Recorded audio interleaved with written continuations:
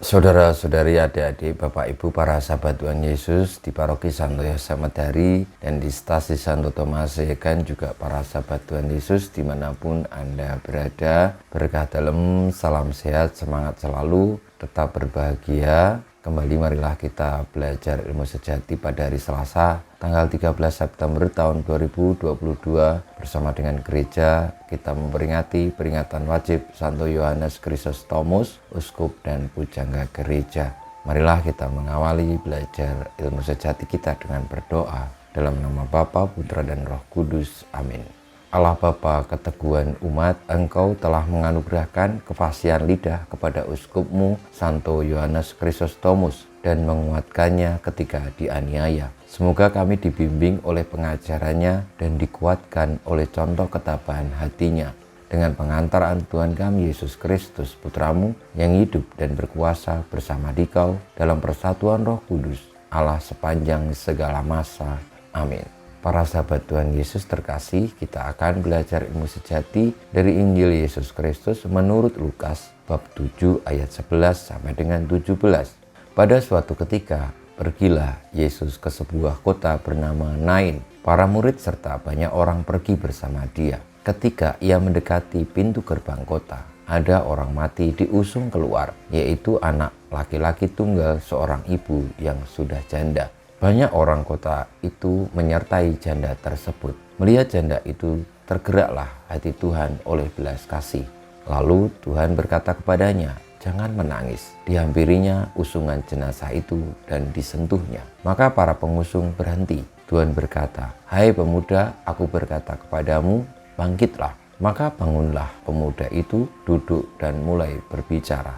Yesus selalu menyerahkannya kepada ibunya. Semua orang itu ketakutan dan mereka memuliakan Allah sambil berkata, "Seorang nabi besar telah muncul di tengah-tengah kita dan Allah telah mengunjungi umatnya." Maka tersiarlah kabar tentang Yesus ke seluruh Yudea dan ke seluruh daerah sekitarnya.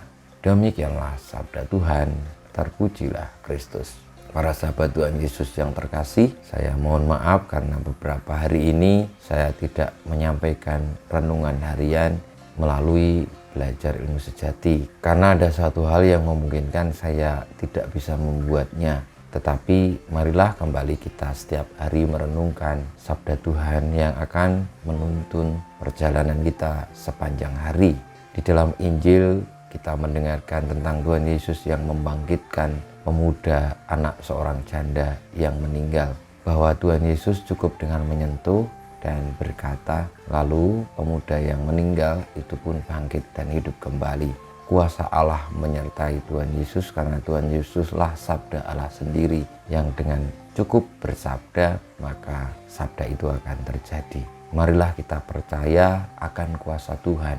Oleh karena sabdanya kita memperoleh dan kita menerima apa yang Tuhan kehendaki, yakni keselamatan kita.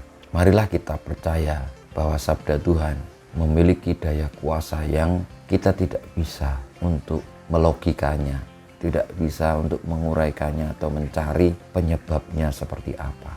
Karena sabda Tuhanlah yang menjadikan alam semesta ini ada.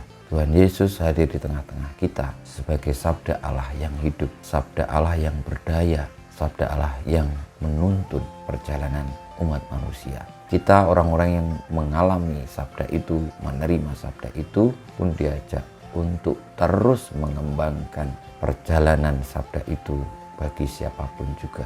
Seperti halnya Santo Yohanes Chrysostomus yang membagikan sabda itu kepada setiap orang, kepada seluruh umat. Akhirnya mereka yang dilayani oleh Santo Yohanes Chrysostomus memperoleh berkat Tuhan.